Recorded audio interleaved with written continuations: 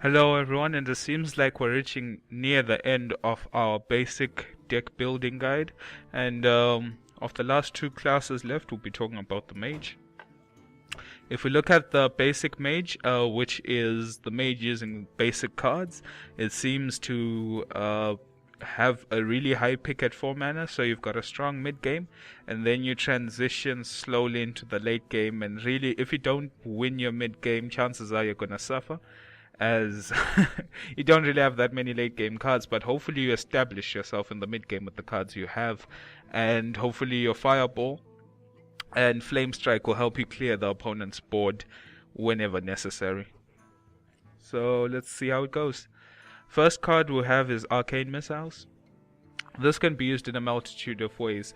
If the enemy has... Oh, let's look at the skill itself, the spell. It deals 3 damage, which is randomly split amongst enemy heroes. So it hits 3 times, throws 1 missile, boom, 1 missile, boom, 1 missile, boom.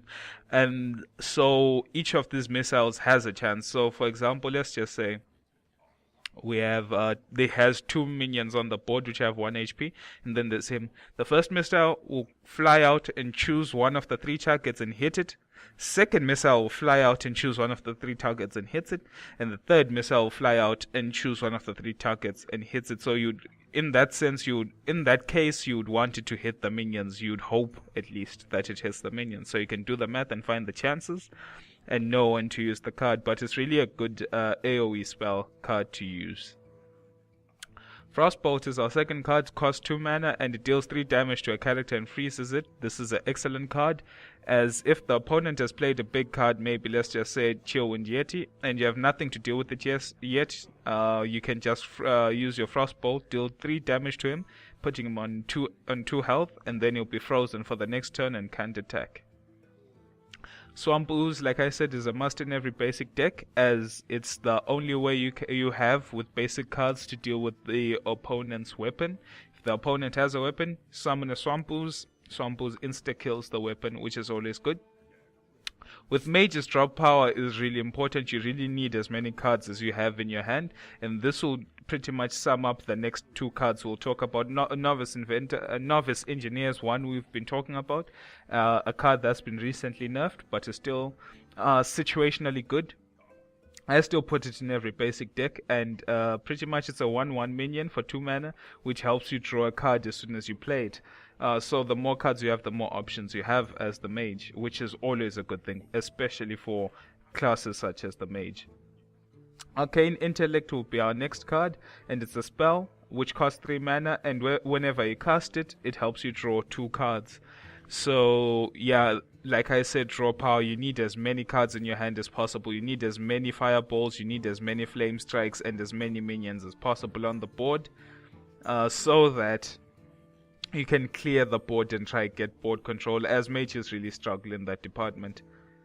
Our next will be the Shattered Sun Cleric. Like I said, a must in every basic deck. Unless you believe there's a card you think is better, you can go ahead and change it. It is a 3 mana card which has 3 damage and 2 attack, which is not really good, as for example, let's see, the Bloodfen Raptor has the exact same stats and it's 1 mana less, but the Shattered Sun Cleric has the ability to buff another minion and give it +1 attack and +1 health. That's why I would take that over the Raptor, but just know that the Shattered Sun Cleric cannot buff itself, so always keep that in mind. It cannot be played alone and buff itself. Our next card will be Fireball.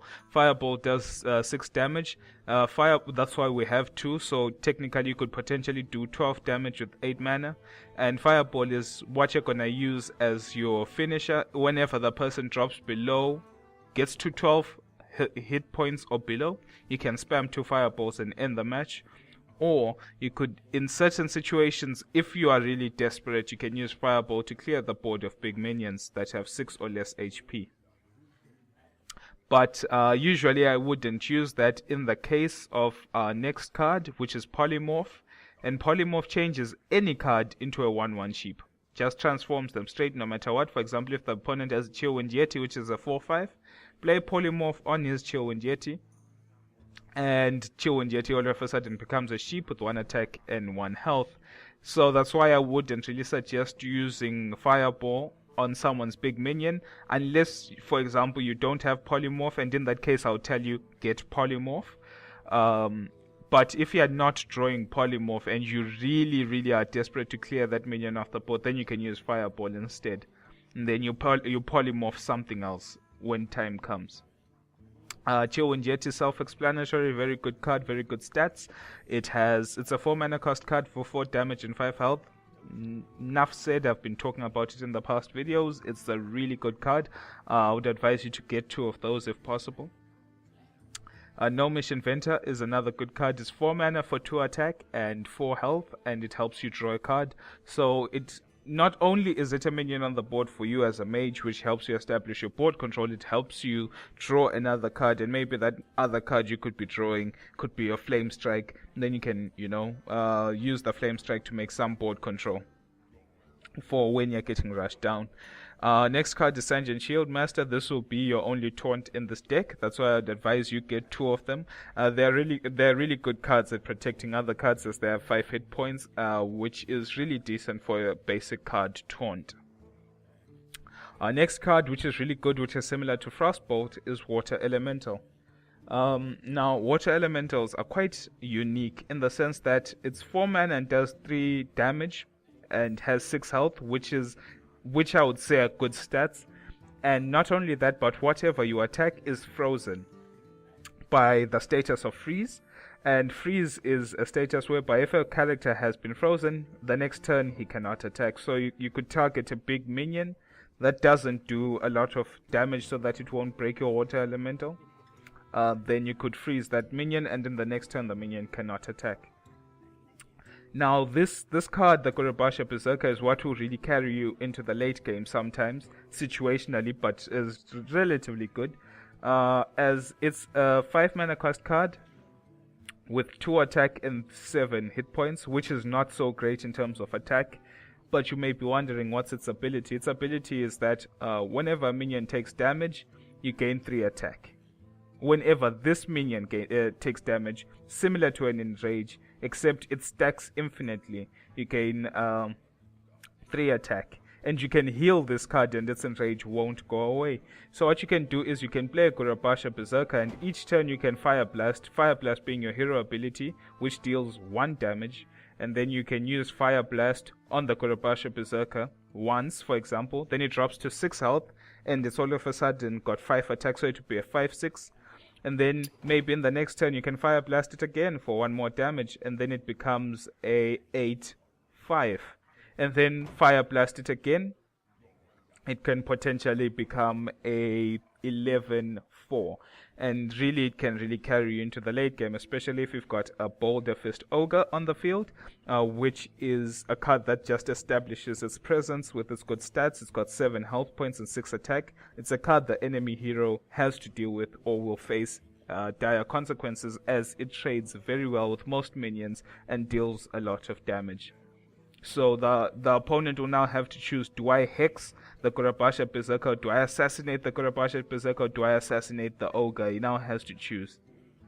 Then Flame Strike will be your AoE spell of choice in this deck, in the basic Mage deck, and it deals 4 damage to all enemy minions, which is really strong.